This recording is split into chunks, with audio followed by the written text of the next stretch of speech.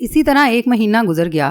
شعبان اور کنیز لائکا ہر دوسرے دن رات کو ملتے اور اب ایک دوسرے کے بہت قریب آ چکے تھے۔ ایک رات شعبان نے لائکا سے کہا، اب تم مجھے ملنے نہیں آؤ گی بلکہ میں تمہیں ملنے آیا کروں گا۔ لائکا نے مسکرا کر کہا، تم شاہی محل میں کیسے آؤ گے؟ وہاں تو رات کو چاروں طرف پہرا لگا ہوتا ہے۔ میں نہیں چاہتی کہ تم یہ خطرہ مول لو۔ تم بھی تو خطرہ مول لے کر مجھ سے ملنے آتی ہو، پھر میں کیوں نہیں آ سکتا؟ شعبان نے لائکا کا ہاتھ چوم کر کہا۔ لائکا بولی، میں تو ایک خفیہ دروازے سے آتی ہوں، میں بھی اسی خفیہ دروازے سے آ جاؤں گا، تم مجھے اس خفیہ راستے کی جگہ بتا دو۔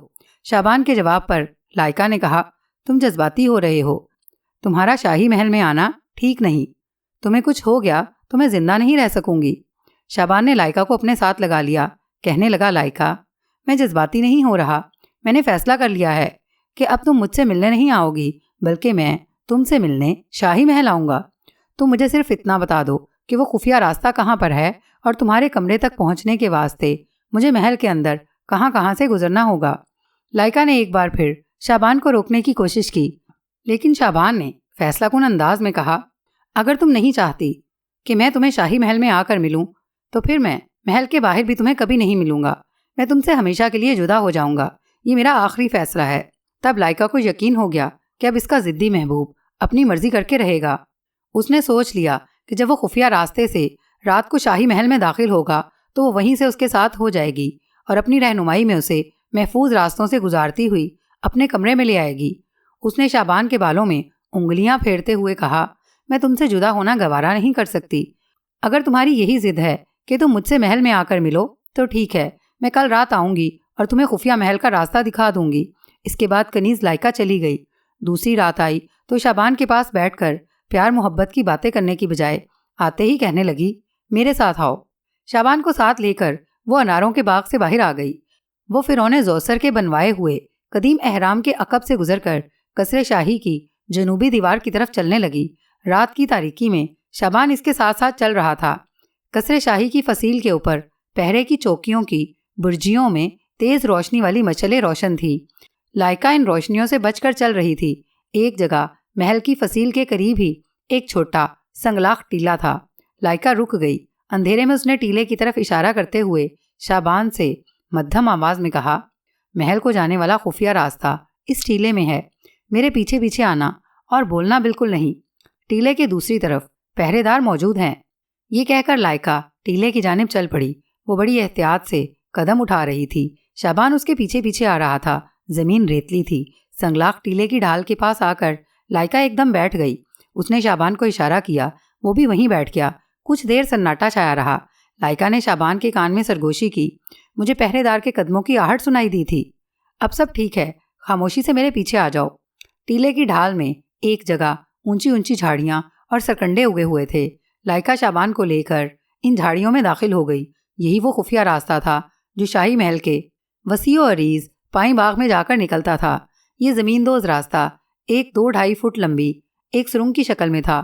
لائکا تیز تیز چلتی سرنگ میں سے نکل گئی۔ شعبان اس کے پیچھے چلا آیا تھا۔ سرنگ ایک کشادہ باغ کے کونے میں نکلتی تھی جہاں سرو اور صنوبر کے گھنے درخت سر اٹھائے خاموش کھڑے تھے۔ لائکا ان کے درمیان سے گزر کر ایک غلام گردش میں آ گئی۔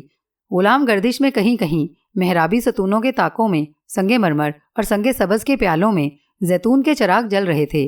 لائکا شعبان کو ان کی روشنیوں سے بچا کر لے جا رہی تھی۔ غلام گردش تھوڑا آگے جا کر بائیں طرف کو گھوم گئی۔ وہاں لائکا کا کمرہ تھا۔ کمرے کا دروازہ بند تھا۔ دروازے کے پاس آ کر لائکا نے اشارے سے شعبان کو دیوار کے ساتھ لگ جانے کو کہا۔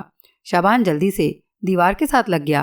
لائکا نے آہستہ سے دروازے کا ایک کواڑ کھول دیا اور شعبان کو اندر جانے کا مشورہ دیا۔ شعبان دبے پاؤں چلتا کمرے میں داخل ہو گیا۔ اس کے ساتھ ہی لائکا بھی کمرے میں داخل ہو گئی۔ اس نے اپنے پیچھے دروازہ بند کر دیا اور بند دروازے سے پش لگا کر سکون کا گہرا سانس لیا۔ کمرے کا فرش قالین سے ڈھکا ہوا تھا۔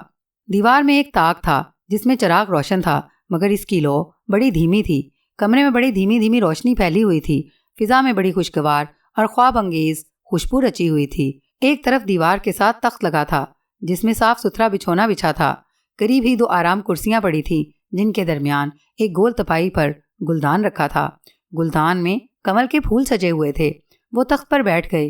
لائکا نے دھیمی آواز میں کہا، تم آخر اپنی ضد پوری کر کے رہے، لیکن میرا سانس سوکھ گیا تھا۔ شعبان دھیمی آواز میں بولا، محبت کی دیوی اشتر ہماری مدد کر رہی تھی۔ لائکا نے شابان کا ہاتھ اپنے ہاتھوں میں لے لیا اور محبت بھری آواز میں کہنے لگی، اب تو تم مجھے چھوڑ کر نہیں جاؤ گے نا؟ شابان نے اس کا ہاتھ اپنے دل کے ساتھ لگا لیا اور بولا، کبھی نہیں، ہم ہمیشہ ایک دوسرے کے پاس رہیں گے۔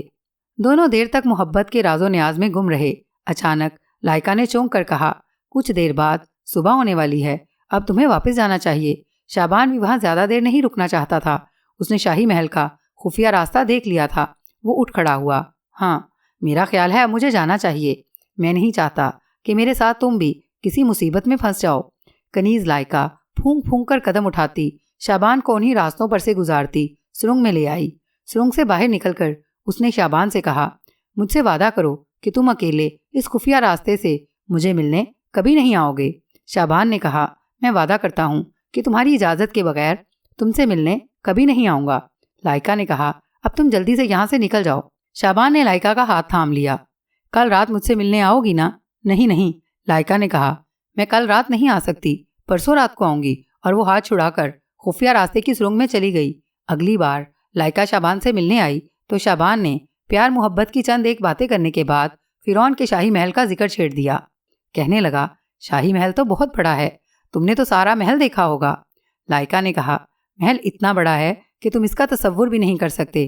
میں بھی صرف ایک بار ہی چکر لگا کر دیکھ سکی ہوں، اور پھر ہمیں شاہی محلات کے ان کمروں کی طرف جانے کی اجازت نہیں ہے جہاں رب فرعون اور اس کی ملکہ کی خوابگاہ ہے۔ شابان نے بڑے اشتیاق کا اظہار کرتے ہوئے کہا، میری بڑی خواہش ہے کہ فرعون کے سارے محلات دیکھوں۔ یہ مشکل ہی نہیں، ناممکن ہے۔ لائکا بولی، تمہیں بتایا ہے نا کہ سارے محلات میں جانے کی تو کنیزوں کو بھی اجازت نہیں ہے، صرف خاص کنیزیں ہی اس طرف جا سکتی ہیں جہاں فرعون اور اس کی ملکہ کی خوابگاہیں ہیں۔ شابان نے حرف مطلب زبان پر لاتے ہوئے کہا، میں نے سنا ہے کہ محل میں کوئی نیلا کمرہ بھی ہے جہاں کتاب مقدس رکھی ہوئی ہے۔ ہاں، لائکا نے کہا، اسے نیلا کمرہ ہی کہتے ہیں کیونکہ اس کی چھت نیلی ہے جس میں سونے کے پترے کے ستارے جڑے ہوئے ہیں۔ کیا تم نے وہ کمرہ دیکھا ہے لائکا؟ شابان نے پھر پوچھا۔ بالکل نہیں، لائکا بولی، اس کمرے میں سوائے فرعون اور اس کی ملکہ کے تیسرا کوئی شخص داخل ہونے کی جرت نہیں کر سکتا۔ وہاں ہر وقت حبشی غلام ننگی تلواریں لیے پہرے پر موجود ہوتے ہیں۔ انہیں رب فرعون کا حکم ہے کہ اگر کوئی تیسرا شخص نیلے کمرے میں داخل ہونے کی کوشش کرے تو فوراً اس کا سر قلم کر دیا جائے۔ میں نے اس کمرے کی طرف جانے والی غلام گردش ضرور دیکھی ہے، بلکہ کئی بار اس میں آتی جاتی رہتی ہوں۔ شابان نے اس احتیاط کے ساتھ کہ لائکا کو کسی طرح کا شک نہ ہو کرید کر نیلے کمرے کے محلے وقوع کے بارے میں پوچھنا شروع کر دیا۔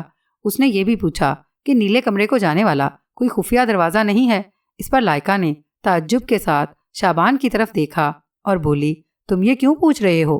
شابان نے مسکراتے ہوئے کہا، بس یوں ہی اپنے تجسس کی تسکین کے لیے پوچھ رہا ہوں، کیونکہ میں نے سن رکھا ہے کہ بادشاہوں اور خاص کر فرعونوں کے خاص کمروں کے خفیہ دروازے بھی ہوتے ہیں۔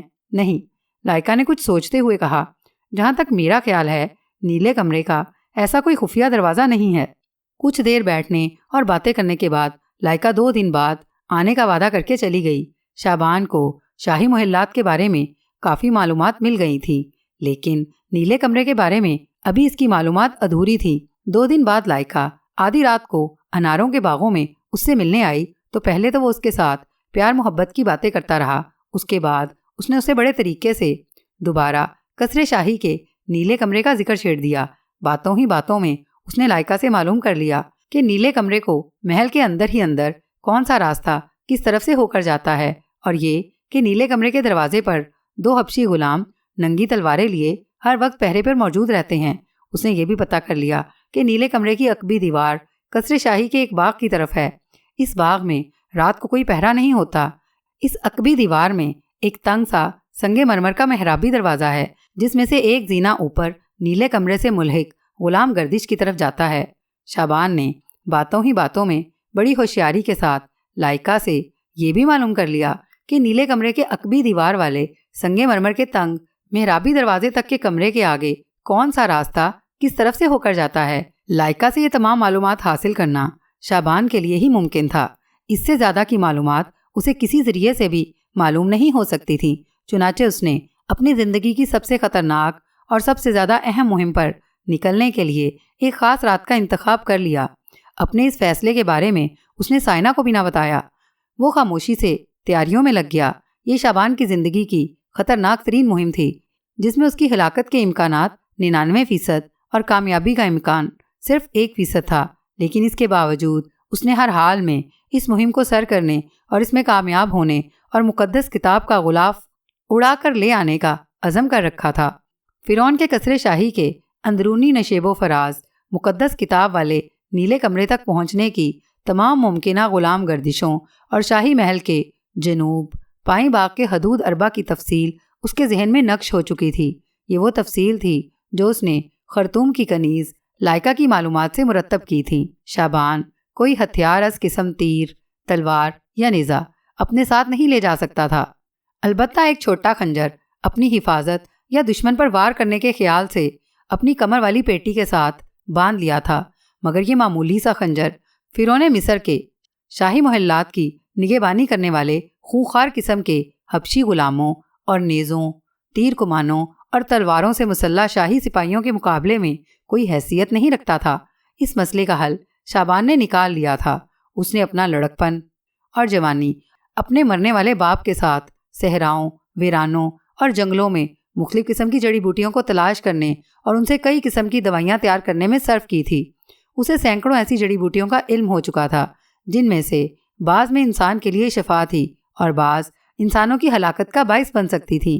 شابان کے مکان کی الماری میں دوسری جڑی بوٹیوں کی تھیلیوں کے ساتھ ایک ایسی جڑی بوٹی بھی تھی جو ہڈیوں کو جوڑتے وقت مریض کو سونگھا کر اسے عارضی طور پر بے ہوش کرنے کے کام آتی تھی۔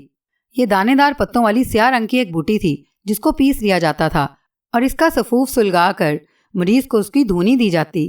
دھواں جیسے ہی مریض کی ناک میں جاتا اس پر غشی طاری ہو جاتی۔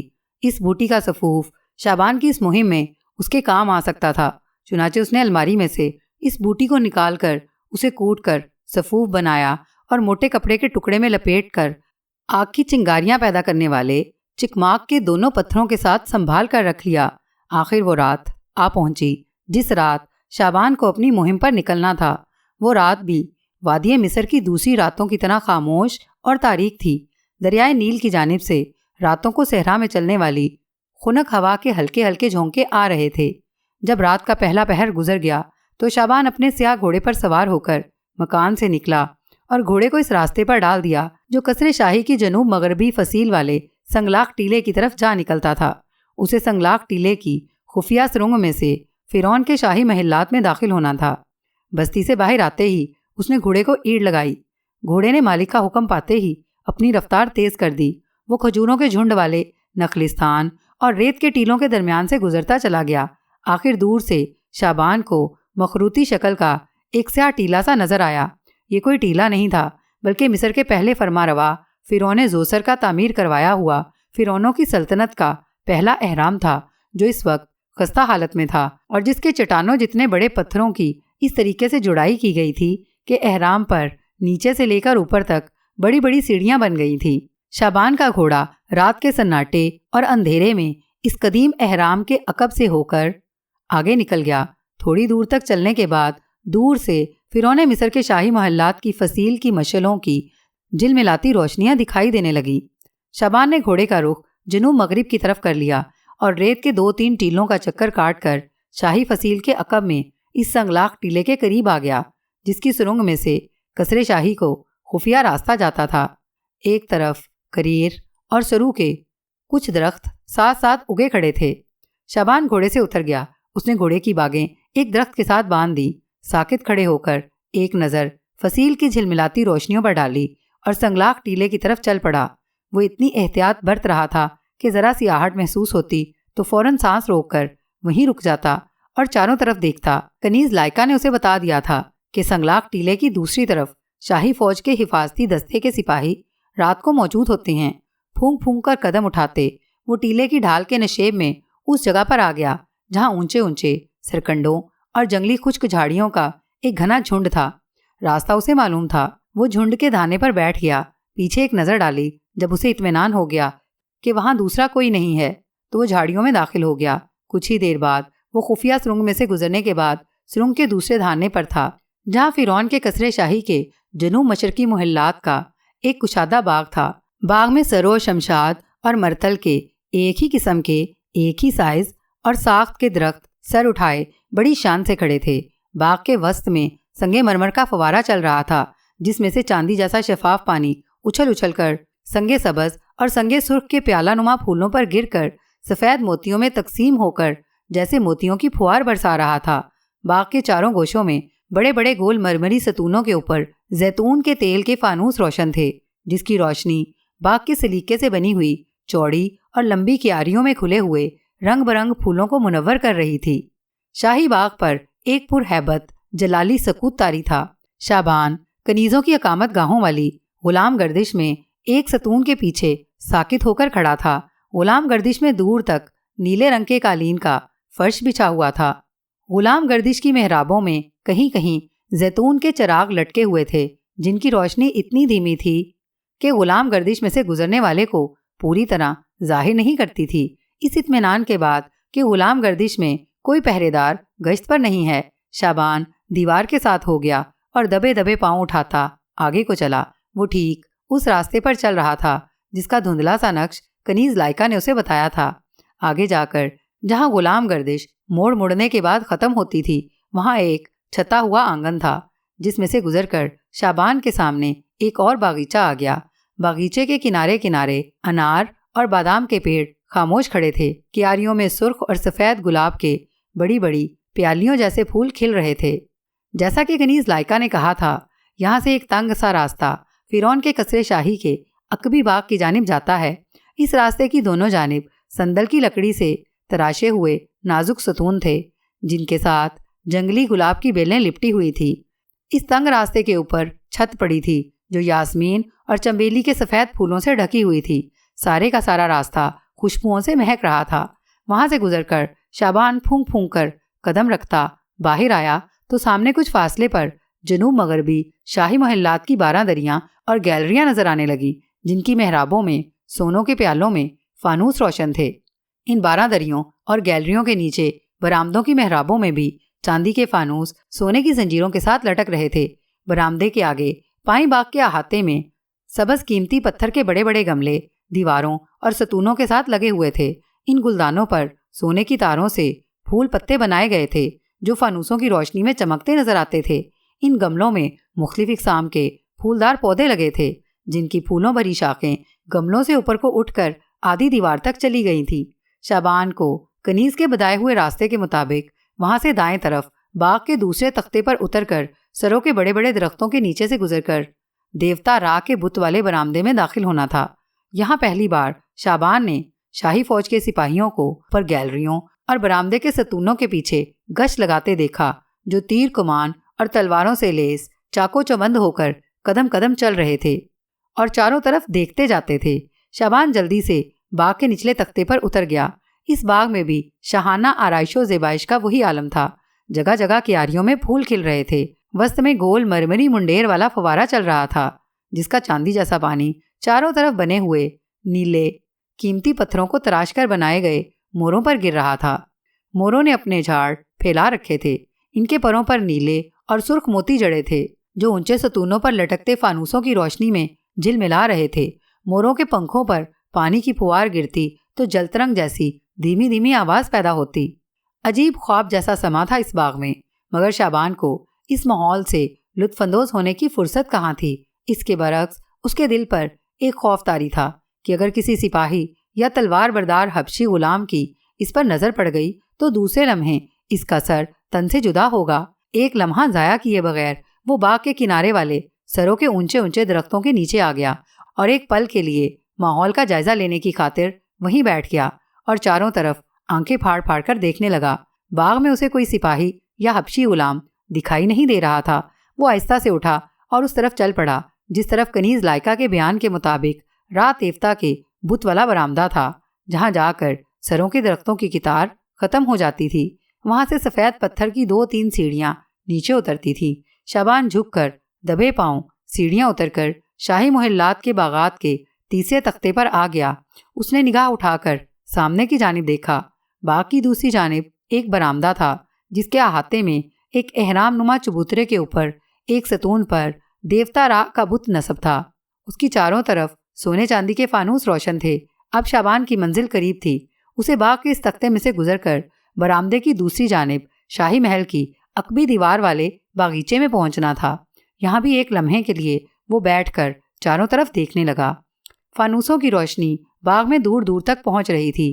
اچانک اسے اپنے عقب میں آدمیوں کے باتیں کرنے کی آواز آئی۔ وہ لپک کر سروں کے درختوں کے پیچھے چھپ گیا۔ اس کا دل زور زور سے دھڑک رہا تھا۔ وہ آنکھیں کھولے اس طرف تک رہا تھا جس طرف سے آدمیوں کی آواز آئی تھی۔ اتنے میں 2 حبشی غلام نمودار ہوئے۔ انہوں نے ننگی تلواریں اپنے کاندھوں سے لگا رکھی تھیں۔ ان کے سیاہ فام مضبوط جسم زیتون کے تیل کی مالش سے چمک رہے تھے۔ وہ اپنے ملک کی زبان میں باتیں کر رہے تھے۔ دونوں حبشی غلام باتیں کرتے شعبان کے قریب سے ہو کر آگے نکل گئے۔ اس لمحے شعبان نے اپنا سانس روک لیا تھا اور اس کا دل بری طرح دھڑک رہا تھا، جیسے ابھی سینہ چیر کر باہر نکل آئے گا۔ جب حبشی غلام دور نکل گئے تو شعبان کی جان میں جان آئی۔ پھر بھی وہ کچھ دیر دم سادے وہیں دبک کر بیٹھا رہا۔ اسے یہ بھی احساس تھا کہ رات گزرتی چلی جا رہی ہے اور اسے ابھی مقدس کتاب والے نیلے کمرے تک پہنچنا ہے۔ وہ اٹھ کر اپنی بائیں جانب باغیچے کے کنارے کنارے اناروں کے درختوں کی اوٹ میں ہوتا آگے چلا۔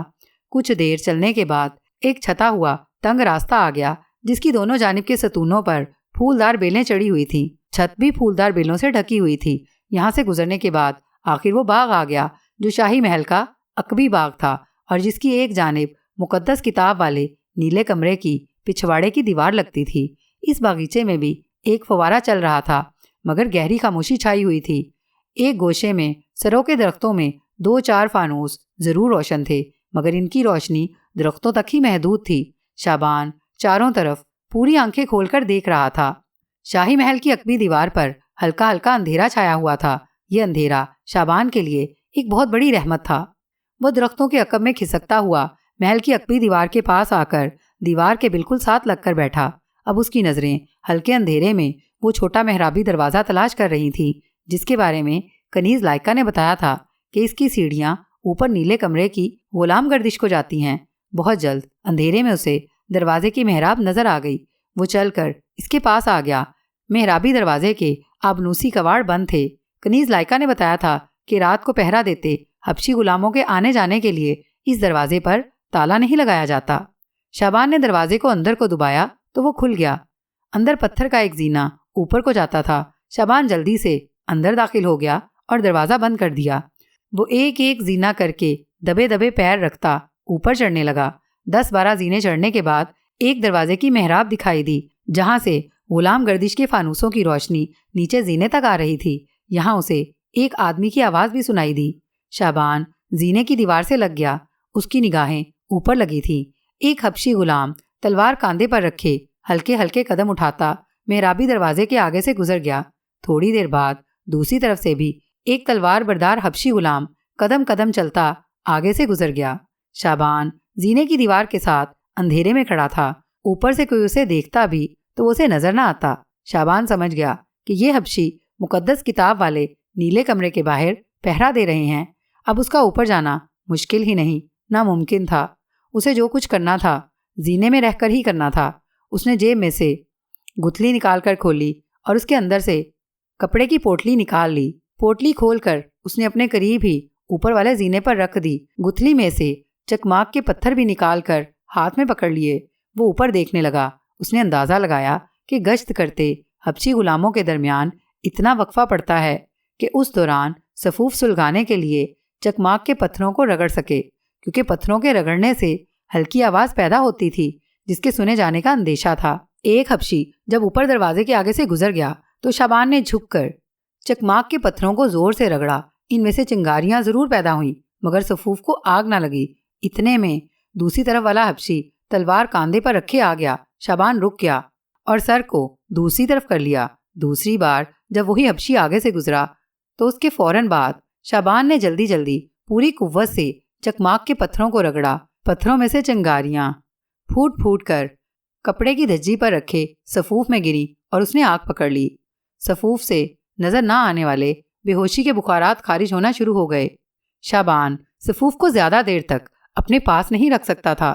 خود اس کے بے ہوش ہو جانے کا خدشہ تھا۔ جیسے ہی دوسرا حبشی گشت لگاتا دروازے کے قریب سے نکل گیا، شعبان نے 2 سیڑھیاں چڑھ کر سلگتے ہوئے بے ہوشی کے صفوف والی دھجی غلام گردش میں دروازے کے قریب دیوار کے ساتھ کھسکا دی اور جلدی سے زینے سے 3-4 سیڑھیاں اتر کر بیٹھ گیا۔ کپڑے کا دھجی نما ٹکڑا غلام گردش کی دیوار کے ساتھ لگ کر غلام گردش کے فرشی قالین پر پڑا تھا۔ اس کا صفوف سلگ رہا تھا اور صفوف کے بے ہوش کر دینے والے بخارات خارج ہو کر غلام گردش میں پھیلنا شروع ہو گئے تھے۔ غلام گردش میں 4 ہٹے کٹے حبشی غلام تھے جو تلواریں اٹھائے گشت لگا کر پہرا دے رہے تھے۔ 2 حبشی غلام نیچے اترنے والے زینے کے آگے پیچھے پھر کر پہرا دے رہے تھے اور 2 50 فٹ آگے مقدس کتاب والے نیلے کمرے کے آگے دائیں بائیں کھڑے رہ کر پہرا دے رہے تھے۔ ان میں سے کسی کی نظر کپڑے کی اس دھجی پر نہ پڑی جس میں بے ہوشی کا صفوف برابر سلگ رہا تھا۔ اس کے نظر نہ آنے والے بخارات غلام گردش میں پھیل رہے تھے۔ سب سے پہلے ان بخارات کا اثر ان 2 حبشی غلاموں پر ہوا جو زینے کے دروازے کے آگے قدم قدم چل کر گشت لگا رہے تھے۔ ان میں سے ایک حبشی کو چکر سا آیا اور وہ چلتے چلتے رک گیا اور آنکھیں بار بار جھپکا کر ادھر ادھر دیکھنے لگا، پھر چل پڑا۔ ابھی وہ 2-3 قدم ہی آگے گیا تھا کہ اسے دوسرا چکر آیا اور دھڑام سے بے ہوش ہو کر گر پڑا۔ دوسرا حبشی غلام سامنے سے چلا آ رہا تھا۔ وہ اپنے ساتھی کو گرتا دیکھ کر دوڑ کر اس کے پاس آ گیا۔ یہاں چونکہ صفوف قریب ہی سلگ رہا تھا اس لیے اس کا اثر زیادہ ہو رہا تھا۔ دوسرا حبشی اپنے بے ہوش ساتھی کو اٹھا رہا تھا کہ خود بھی بے ہوش ہو کر اس کے اوپر گر پڑا۔ 50 فٹ کے فاصلے پر مقدس کتاب والے نیلے کمرے کے باہر پہرا دیتے غلام یہ ماجرا دیکھ کر ان کی طرف دوڑے۔ وہ اپنے بے ہوش ساتھیوں کے قریب ہی پہنچے تھے کہ ایک ایک کر کے خود بھی بے ہوش ہو کر وہیں ڈھیر ہو گئے۔ اوپر غلام گردش میں جب گہری خاموشی چھا گئی، شعبان نے اپنی ناک پر رومال دوہرا کر کے لپیٹ لیا تھا۔ جب کافی وقت گزرنے پر بھی دروازے کے آگے سے کوئی حبشی غلام نہ گزرا تو شعبان سمجھ گیا کہ بے ہوشی کے صفوف نے اپنا کام کر دیا ہے۔ وہ زینہ چڑھ کر اوپر آیا اور سر باہر نکال کر غلام گردش پر نگاہ ڈالی۔ اسے چاروں کے چاروں حبشی غلام ایک جگہ بے ہوش پڑے دکھائی دیے۔ شعبان نے پہلا کام یہ کیا کہ سلگتے ہوئے صفوف والے کپڑے کی دھجی کو اٹھا کر پتھر کے زینے پر رکھا اور اس پر اپنا چپل والا پاؤں رکھ کر اسے زور زور سے مسل کر صفوف کی آگ بجھا دی۔ وہ دروازے کی محراب میں ایک طرف ہو کر غلام گردش کا جائزہ لینے لگا۔ جب اسے یقین ہو گیا کہ غلام گردش میں ان چاروں حبشی غلاموں کے سوا اور کوئی نہیں تھا تو وہ دروازے میں سے نکلا اور دیوار کے ساتھ چلتا مقدس کتاب والے کمرے کے دروازے پر آ کر رک گیا۔ دروازے کے اوپر سونے کا پیالہ لٹک رہا تھا جس میں 6 رخوں والا شیشے کا فانوس روشن تھا۔ دروازے پر سونے کے تاروں والا سنہری پردہ پڑا تھا جس کو دونوں جانب سے سمیٹ دیا گیا تھا۔ دروازہ صندل کی قیمتی لکڑی سے بنایا گیا تھا اور اس پر رو پہلی تاروں سے مختلف دیوتاؤں کی جانوروں کے روپ والی شکلیں بنی ہوئی تھیں۔ دروازے پر سونے کا کنڈا لگا تھا۔ شعبان نے ایک نگاہ دونوں جانب ڈالی اور پھر کمر بند میں سے اپنا خنجر نکال کر اسے کنڈے میں پھنسا کر زور لگایا تو کنڈا اپنی جگہ سے اکھڑ گیا۔ شعبان نے دروازے کا ایک پٹ تھوڑا سا کھولا اور پلک جھپکتے میں اندر داخل ہو گیا اور دروازے کو بند کر دیا۔ کمرے میں نیلی روشنی پھیلی ہوئی تھی۔ یہ روشنی چھوٹے سے چکور چبوترے کے اوپر لٹکتے نیلے فانوس میں سے نکل رہی تھی۔ یہی کتاب مقدس والا نیلا کمرہ تھا۔ نیلی چھت میں ستارے جڑے ہوئے تھے جو ہیروں کو تراش کر بنائے گئے تھے۔ شعبان کی بے چین نگاہیں کتاب الموت یعنی مقدس کتاب کو ڈھونڈ رہی تھیں۔ آخر وہ اسے نظر آ گئی۔ چبوترے کے نیچے سونے کی ایک صندوقچی پڑی تھی۔ شعبان نے آگے بڑھ کر صندوقچی کو کھولا تو اس میں ایک کتاب سنہری غلاف میں لپٹی دکھائی دی۔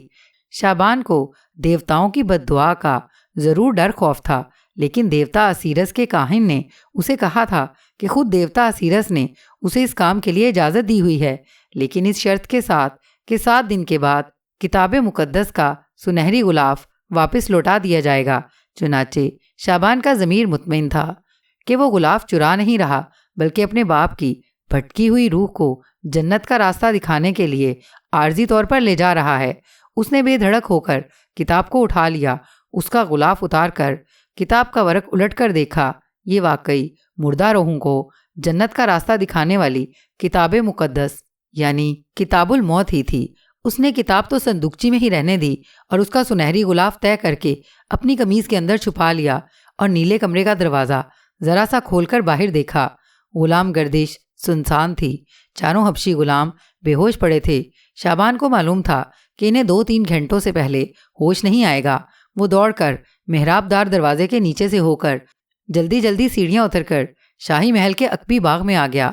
فرعون کے قصر شاہی میں داخل ہونے سے واپسی کا سفر زیادہ خطرناک تھا، کیونکہ رات کا پچھلا پہر شروع ہو چکا تھا اور اس وقت حفاظتی دستے تبدیل ہوتے تھے، جس کی وجہ سے سپاہیوں کی نقل و حرکت تیز ہو جاتی تھی۔ لیکن ایک تو شعبان بے حد محتاط ہو کر چل رہا تھا، دوسرے وہ محل کے راستوں سے واقف ہو چکا تھا۔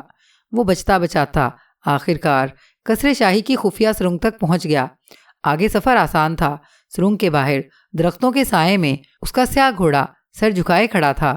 شعبان گھوڑے پر سوار ہوا اور شرفا کے قبرستان کی طرف گھوڑا دوڑانے لگا۔ قدیم مصر کے دارالحکومت تھیبس کے شرفا کا قبرستان بادشاہوں اور فرعون کے شاہی خاندان کے مقبروں کے پہلو میں واقع تھا۔ اسی قبرستان میں شعبان کے باپ کا تابوت بھی دفن تھا۔ شعبان گھوڑے کو تیز تیز بھگا رہا تھا۔ اسے ڈر تھا کہ اگر محل میں مقدس کتاب کے غلاف کی چوری کا پتہ چل گیا تو شاہی سپاہ سارے شہر، سارے ملک کی ناکہ بندی کر دے گی اور وہ پکڑا جائے گا۔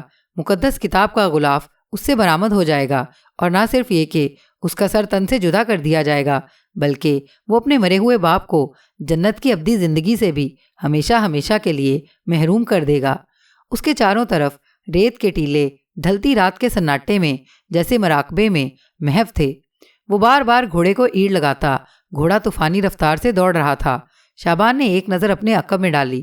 اسے خوف تھا کہ کہیں شاہی محل کے سپاہی اس کا پیچھا نہ کر رہے ہوں، لیکن ایسی بات نہیں تھی۔ اس کے پیچھے صحرا دور تک خالی اور سنسان تھا۔ فرعون کے شاہی محلات کی روشنیاں دور پیچھے رہ گئی تھیں۔ شرفا کے قبرستان کے سنگلاخ ٹیلوں کی سیاہ لکیر افق پر ابھرنے لگی تھی۔ شعبان نے گھوڑے کی رفتار اور تیز کر دی۔ جب قبرستان کے ٹیلے 1.5 میل کے فاصلے پر رہ گئے تو شعبان نے گھوڑے کی باگ دائیں جانب موڑ دی۔ وہ فرعونوں کے شاہی قبرستان کے ٹیلوں کے عقب سے ہو کر ایک چکر کاٹتا ہوا شرفا کے قبرستان کے شکستہ دروازے پر آ کر رک گیا۔ اس نے گھوڑے کو وہیں چھوڑا اور ایک پل کے لیے ماحول کا جائزہ لیا۔ قبرستان میں موت کی خاموشی چھائی ہوئی تھی۔ وہ تیز تیز قدم اٹھاتا اپنے باپ کی قبر پر آ گیا۔ گھوڑے کی زین سے بندھا ہوا چھوٹا بیلچہ اس نے اتار کر اپنے ہاتھ میں لے لیا۔ باپ کی قبر پر آتے ہی اس نے قبر کی ریتلی مٹی ہٹانی شروع کر دی۔ انتہائی تیزی سے اس کے ہاتھ چل رہے تھے۔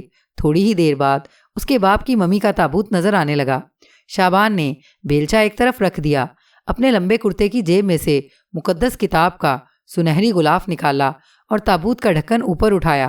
تابوت میں اس کے باپ کی ممی سینے پر ہاتھ باندھے بے حس و حرکت پڑی تھی۔ شعبان نے مقدس کتاب کا غلاف باپ کی ممی کے سینے پر بندھے ہوئے ہاتھوں کے درمیان رکھا اور تابوت کو بند کر کے جلدی جلدی بیلچے سے تابوت پر مٹی ڈالنی شروع کر دی۔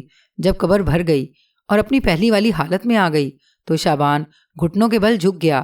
اس نے اپنا سیدھا ہاتھ باپ کی قبر پر رکھ دیا اور بولا، بابا جان، میں اپنے گناہ عظیم کا کفارہ ادا کر رہا ہوں۔ میں مقدس کتاب تو واپس نہیں لا سکا، لیکن دیوتا اسیرس کے حکم پر مقدس کتاب کا غلاف تمہارے تابوت میں رکھ دیا ہے۔ اب تمہاری روح آسمانوں میں نہیں بھٹکتی پھرے گی۔ دیوتا اسیرس کا مجھ سے وعدہ ہے کہ وہ تمہاری بھٹکتی روح کو جنت کے راستوں میں سے گزار کر جنت میں پہنچا دے گا اور تمہیں تمہاری ابدی زندگی واپس مل جائے گی۔ میں نے جو گناہ کیا تھا اسے معاف کر دینا۔ وہ اٹھ کر واپس چل پڑا۔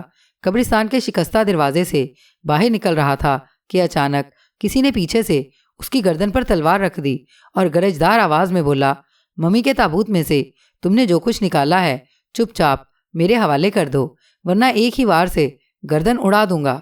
شعبان نے کہا، میں تو اپنے باپ کا تابوت دفن کرنے آیا تھا، میں نے کسی دوسری قبر کو ہاتھ تک نہیں لگایا۔ تم بے شک میری تلاشی لے لو۔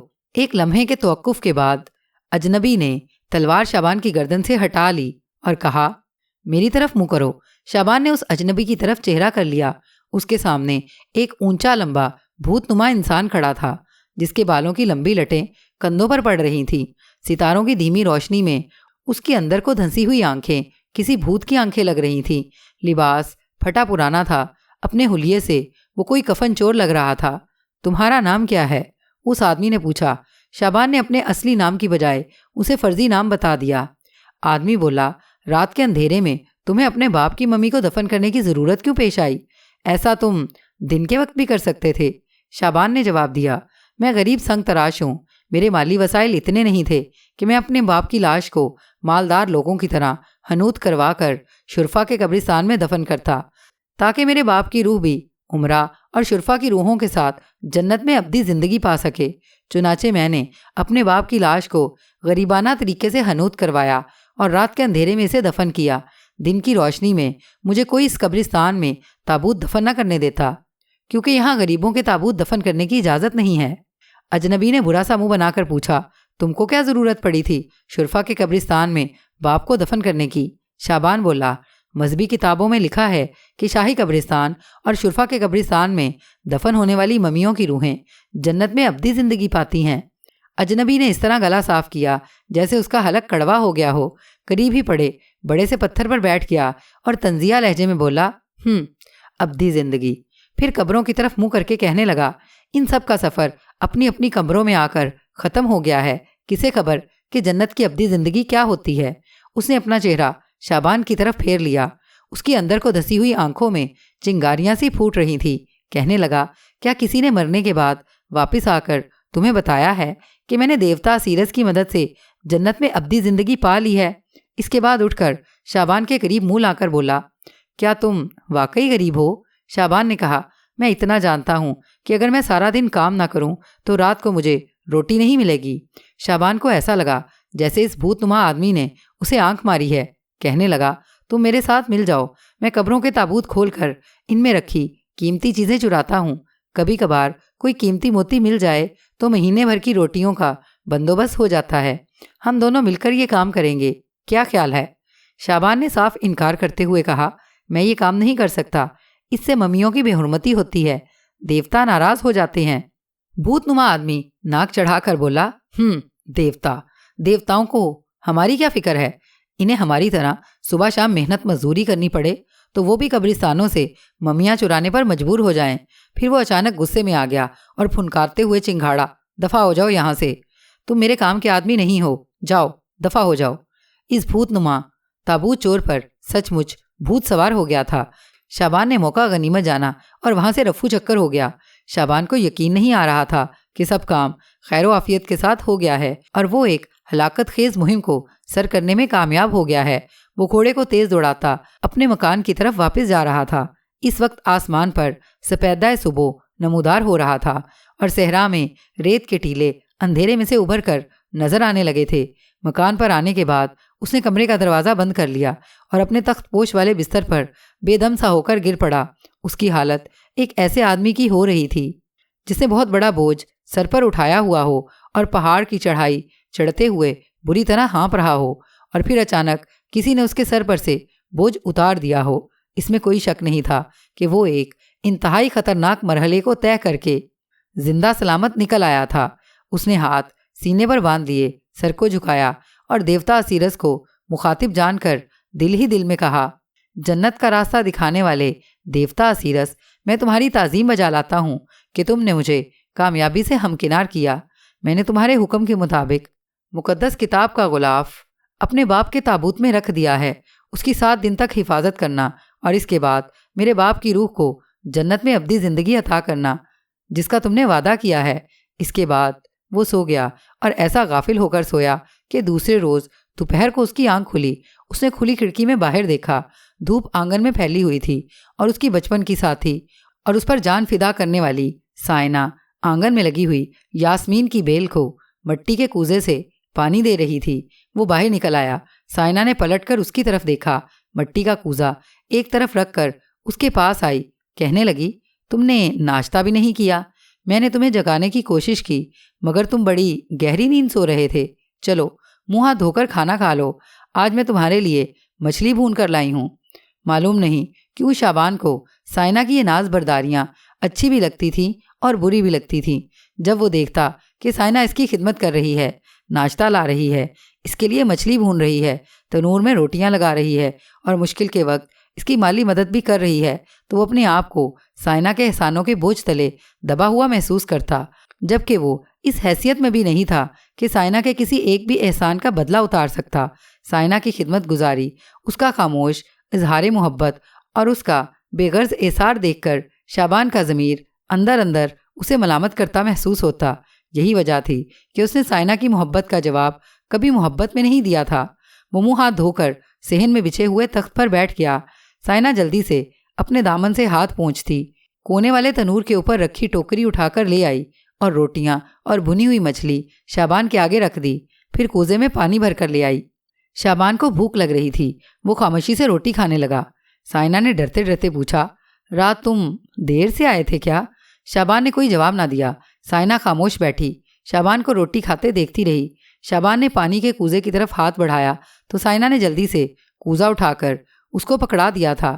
شابان کو اس کی حرکت بھی ناگوار گزری، وہ نہیں چاہتا تھا کہ کوئی اس پر احسان کرتا چلا جائے۔ اس نے سائنا کو اس قسم کی ناز برداریوں سے منع کرنے کا سوچا، مگر خاموش رہا۔ اس کا خیال مقدس کتاب کے غلاف کی طرف چلا گیا۔ اس نے سوچا کہ اب تک مقدس کتاب کے غلاف کی چوری کا راز فاش ہو گیا ہوگا اور فرعون کے قصر شاہی میں کھلبلی مچی ہوگی۔ یہ کوئی معمولی چوری نہیں تھی۔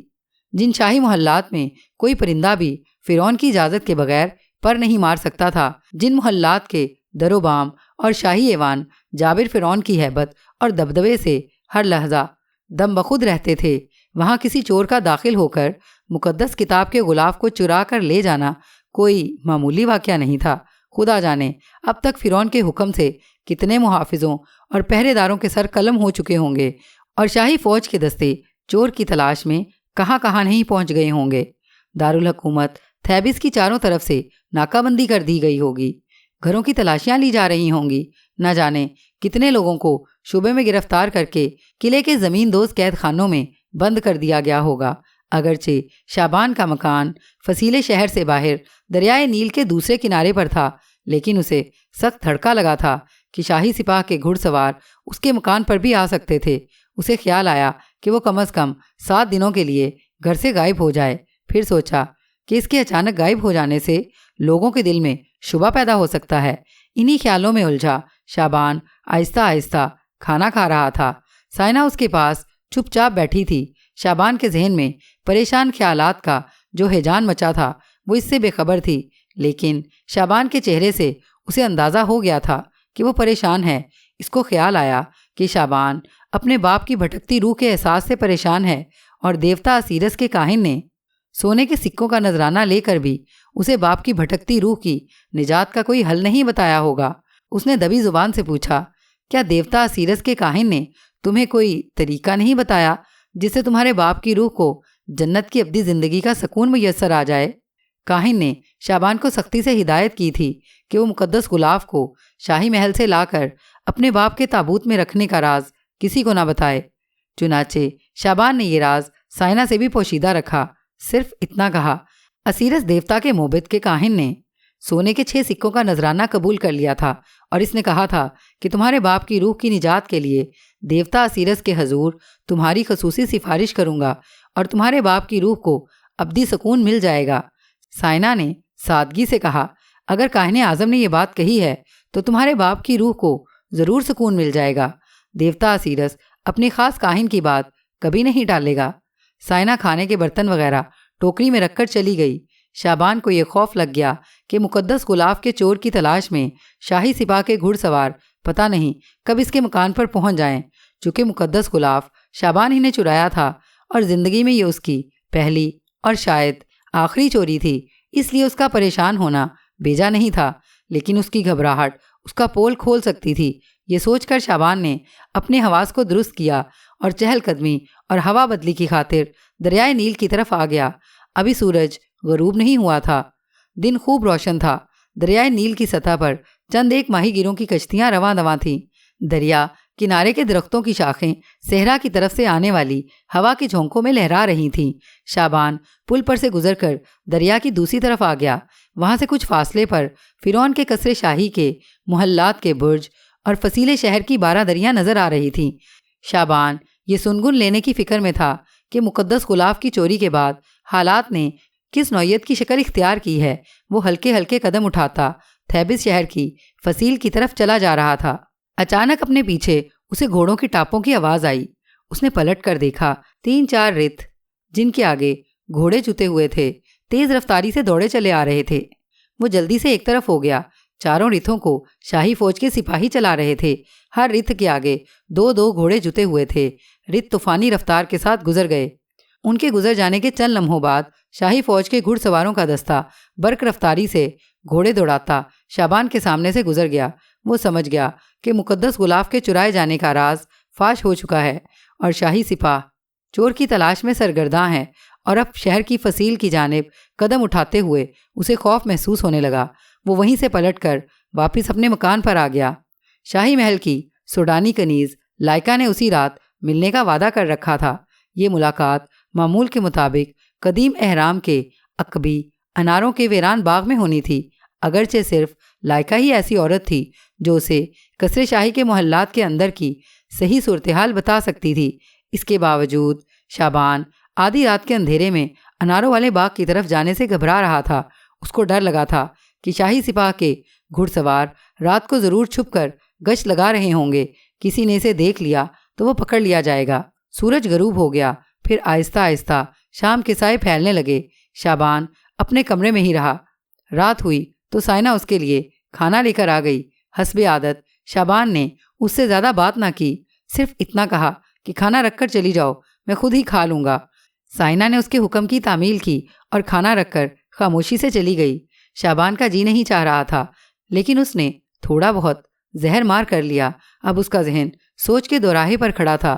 وہ کنیز لائکا سے شاہی محل میں جو طوفان برپا تھا اس کی صحیح صورتحال معلوم کرنے کو بےتاب بھی تھا، لیکن رات کے اندھیرے میں پکڑے جانے کے خوف سے اناروں والے باغ کا رخ بھی نہیں کرنا چاہتا تھا۔ اس کے دل میں یہ خوف بیٹھ گیا تھا کہ اگر وہ گھر سے نکل کر آدھی رات کے وقت لائکا سے ملاقات کرنے اناروں والے باغ میں گیا تو چور کی تلاش میں سرگرداں شاہی فوج کے سپاہی اسے ضرور پکڑ لیں گے۔ شابان نے عافیت اسی میں سمجھی کہ خاموشی سے اپنے گھر میں بیٹھا رہے اور اس رات لائکا سے ملنے کا خیال دل سے نکال دے۔ اس نے چراغ کی لو دھیمی کر دی اور اپنے تخت پوش والے بستر پر لیٹ گیا۔ سامنے دیوار کی کھڑکی کھلی تھی جس میں سے دریائے نیل کی طرف سے چلنے والی ہوا کے نرم اور خنک جھونکے اندر آ رہے تھے۔ ستاروں کی دھیمی دھیمی روشنی بھی اندر آ رہی تھی۔ پریشان خیالات کی وجہ سے نیند کوسوں دور چلی گئی تھی۔ وہ بستر پر لیٹا کھلی کھڑکی کے باہر تک رہا تھا۔ رات آدھی گزر چکی تھی۔ یہ سوچ کر اسے دکھ سا محسوس ہوا کہ اس سے محبت کرنے والی کنیز لائکا وعدے کے مطابق اناروں والے باغ میں پہنچ گئی ہوگی اور بے چینی سے اس کا انتظار کر رہی ہوگی۔ یہ حقیقت تھی کہ وہ بھی لائکا سے محبت کرنے لگا تھا۔ ایک بار تو اس کے دل نے جوش مارا اور اس نے اناروں والے باغ میں جانے کا ارادہ بھی کر لیا، لیکن فوراً اسے خیال آیا کہ اگر بدقسمتی سے شک شبے میں سپاہی اسے پکڑ کر لے گئے تو اس سے ضرور پوچھ گچھ کی جائے گی کہ وہ آدھی رات کے وقت اکیلا ویران صحرا میں کیا کر رہا تھا، اور جب وہ کوئی معقول جواب نہ دے سکا تو اس پر تشدد کیا جائے گا۔ اور فرعون کے عقوبت خانوں میں جس قسم کا تشدد کیا جاتا تھا اور مجرموں اور قیدیوں کو جس وحشیانہ طریقے سے اذیتیں دی جاتی تھیں اس سے شابان ناواقف نہیں تھا۔ اگر وہ یہ اذیتیں اور تشدد برداشت نہ کر سکا اور اس نے بتا دیا کہ مقدس غلاف میں نے ہی چوری کیا ہے اور اسے اپنے باپ کے تابوت میں چھپایا ہوا ہے تو اس کے سارے کیے کرائے پر پانی پھر جائے گا۔ شاہی فوج کے دستے اسی وقت قبرستان میں جا کر اس کے باپ کے تابوت کو کھول کر مقدس غلاف لے آئیں گے اور اس کے باپ کی روح جنت کی ابدی زندگی سے ہمیشہ ہمیشہ کے لیے محروم ہو جائے گی، اور خود اس کا سر قلم کر کے اس کی لاش کو فصیلے شہر کے صدر دروازے پر عبرت کے لیے لٹکا دیا جائے گا۔ اس تصور ہی سے شابان کی روح لرز اٹھی اور اس نے گھر سے باہر قدم رکھنے کا ارادہ ترک کر دیا اور سونے کی کوشش کرنے لگا۔ کئی بار اس نے آنکھیں بند کیں مگر آنکھوں سے نیند غائب تھی۔ بار بار آنکھوں کے سامنے لائکا کی شکل آ جاتی۔ وہ دیکھتا کہ لائکا بہت بڑا خطرہ مول لے کر آئی ہے اور اناروں کے باغ میں بے چینی سے اس کا انتظار کر رہی ہے۔ کبھی اٹھ کر باغ کے کنارے تک آتی ہے، کبھی رات کے اندھیرے میں صحرائی ٹیلوں کی طرف نظریں اٹھا کر دیکھتی ہے، اور جب شابان اسے آتا دکھائی نہیں دیتا تو مایوس ہو کر واپس چلی جاتی ہے۔ ایسی حالت میں شابان کو نیند کیسے آ سکتی تھی؟ وہ بستر پر پہلو بدل رہا تھا کہ اسے صحن میں کسی کے قدموں کی آہٹ سنائی دی۔ وہ گھبرا کر اٹھا، کھڑکی کے پاس گیا۔ ستاروں کی مدھم روشنی میں ایک انسانی سایہ اس کے کمرے کی طرف آ رہا تھا۔ پہلے تو وہ سمجھا کہ یہ فرعون کے شاہی دستے کا کوئی سپاہی ہے جو سراغ لگنے پر اس کو پکڑنے آیا ہے، لیکن جب ذرا قریب ہوا تو اس نے پہچان لیا یہ سوڈانی کنیز لائکا تھی۔ شابان کا دل فرتے محبت سے دھڑک اٹھا۔ وہ تیزی سے کمرے کے دروازے سے نکل کر صحن میں آ گیا۔ لائکا اسے دیکھ کر رک گئی۔ شعبان نے بے اختیار ہو کر اسے اپنے سینے سے لگا لیا۔ اسے اپنے دل کی دھڑکن کے ساتھ لائکا کے دل کی دھڑکن بھی محسوس ہو رہی تھی۔ اب میں تمہیں کبھی ملنے نہیں آؤں گی، لائکا نے شکایت کے لہجے میں کہا۔ تمہیں پتہ نہیں تھا کہ میں اناروں کے باغ میں تمہاری راہ دیکھ رہی ہوں گی۔ شعبان نے لائکا کی پیشانی پر بوسہ دے کر کہا، اندر آؤ، تمہیں اپنی مجبوری بتاتا ہوں۔ کمرے میں آ کر دونوں تخت پوش کے بستر پر بیٹھ گئے۔ شعبان نے چراغ کی لو دھیمی ہی رہنے دی۔ لائکا نے ناراضگی سے منہ دوسری طرف کر لیا۔ میں تم سے کوئی بات نہیں سنوں گی، ثابت ہو گیا ہے کہ تمہیں مجھ سے کوئی محبت نہیں ہے۔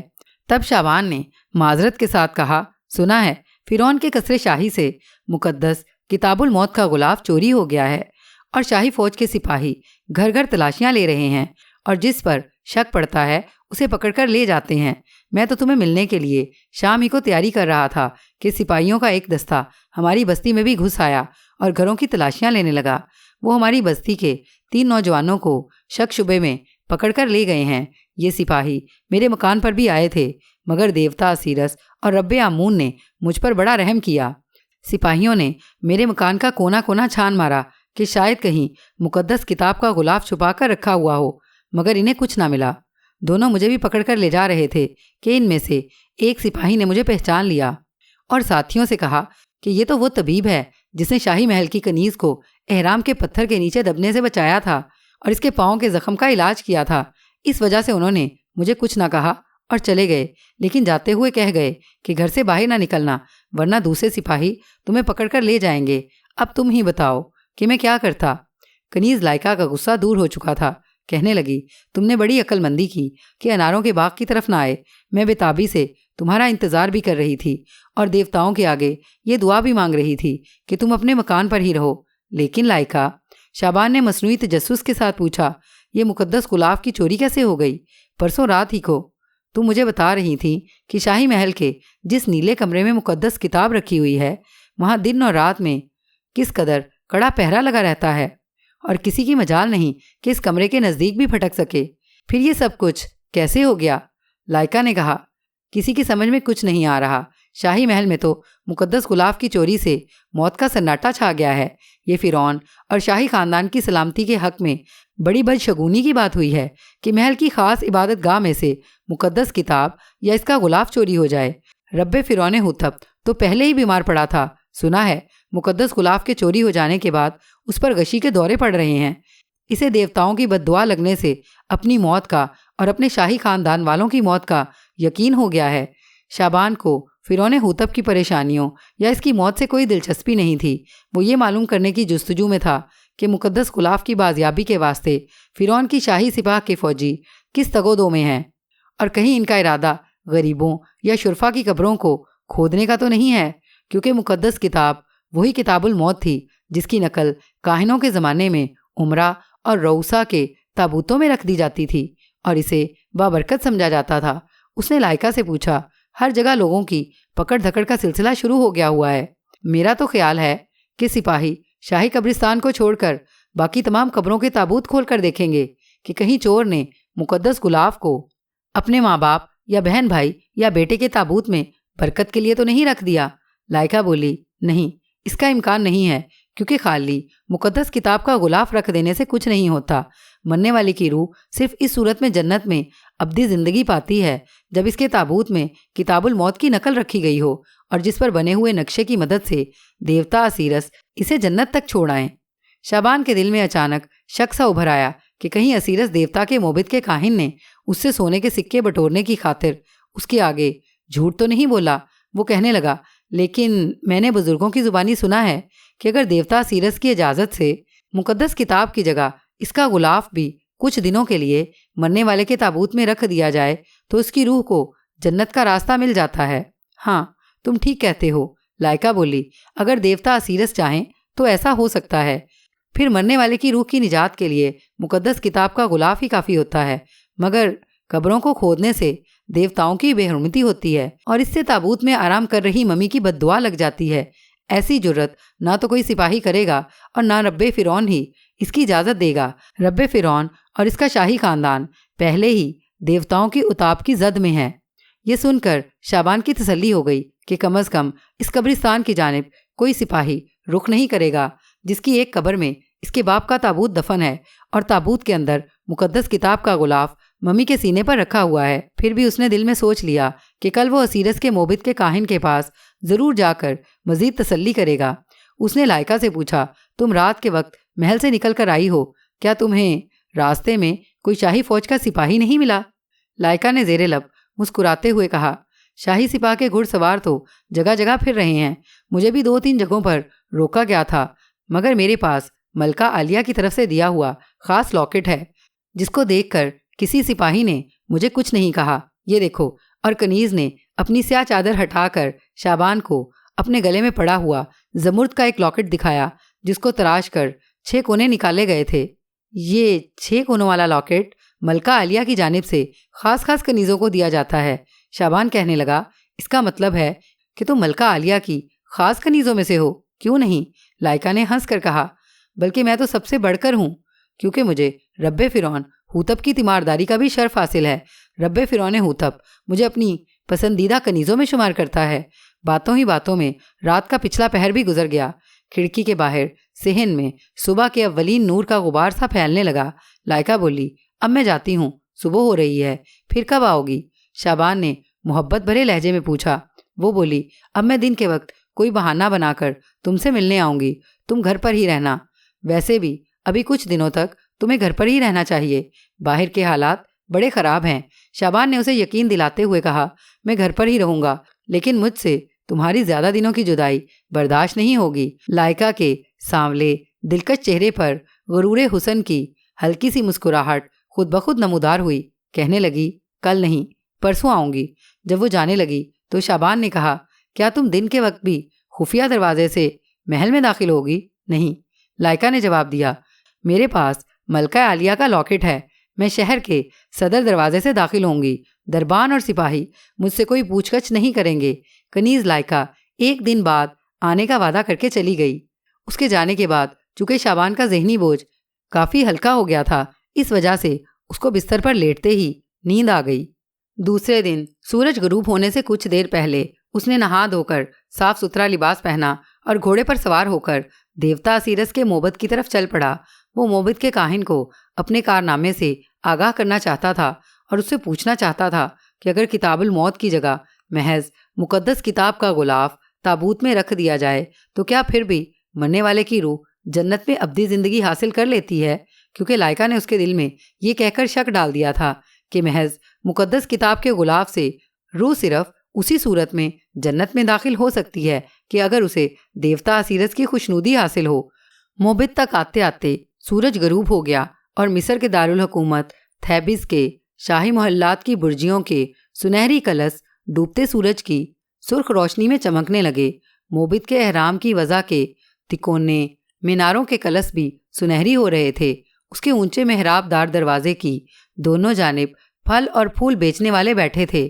پھلوں اور کمل، گیندے اور گلاب کے پھولوں سے بھرے ہوئے ٹوکرے ان کے سامنے پڑے تھے اور لوگ دیوتاؤں پر چڑھانے کے لیے ان سے پھول اور پھل خرید رہے تھے۔ ایک طرف چراغ بیچنے والے نیلی مٹی کی رکابیوں میں 7 چراغ روشن کیے بیٹھے تھے۔ عورتیں اور مرد تانبے کے سکے دے کر ان سے چراغوں سے روشن رکابیاں خریدتے اور انہیں اپنے ہاتھوں میں تھام کر زیر لب دیوتا اسیرس کے گیت پڑھتے مندر میں داخل ہو رہے تھے۔ دوسری طرف کونے میں قربانی کے لیے کالے بکروں کا ریوڑ موجود تھا۔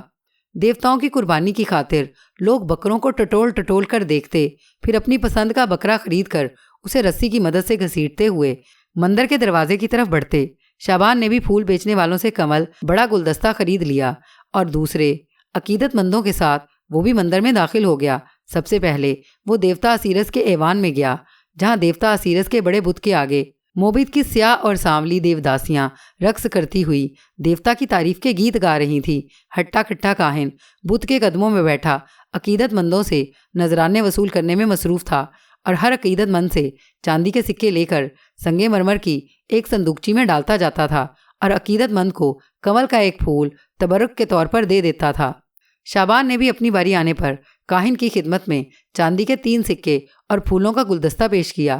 کاہن نے گوشہ چشم سے شعبان پر ایک معنی خیز نگاہ ڈالی اور سکے صندوقچی میں ڈال کر جب اسے تبرک کا کمل پھول دیا تو شعبان نے دبی زبان میں کہا، عظیم کاہن، میں آپ سے ایک بات پوچھنے آیا ہوں۔ کاہن نے بھی دبی زبان میں جواب دیا، پوجا کے بعد میرے کمرے میں آ جانا۔ دیوتا سیرس کی پوجا رات کا پہلا پہر گزرنے تک جاری رہی۔ شعبان وہیں موبد کے ایک ایوان میں بیٹھا رہا۔ پوجا کا پہلا دور ختم ہوا تو کاہن اٹھ کر چلا گیا۔ شعبان بھی ایوان سے نکل آیا۔ جس وقت وہ کاہن کے کمرے کے قریب آیا تو اس نے دیکھا کہ حجرے کی کھڑکی میں سے زیتون کے چراغ کی روشنی باہر نکل رہی تھی۔ اس نے دروازے پر دستک دی۔ اندر سے کاہن کی بھاری بھرکم آواز آئی، اندر آ جاؤ۔ شعبان اندر آ گیا۔ کاہن بڑی تمکنت اور وقار کے ساتھ اپنے تخت پر بچھے ہوئے نیلے قالین پر براجمان تھا۔ شعبان نے جھک کر تعظیم کی اور کاہن کی خدمت میں چاندی کے 3 سکے پیش کیے۔ کاہن نے بڑی بے نیازی سے ان سکوں پر نگاہ ڈالی اور اٹھا کر تکیے کے نیچے رکھ دیے۔ پھر کہا، کیا بات ہے، آج کل تمہارا کاروبار نرم پڑ گیا ہے کیا؟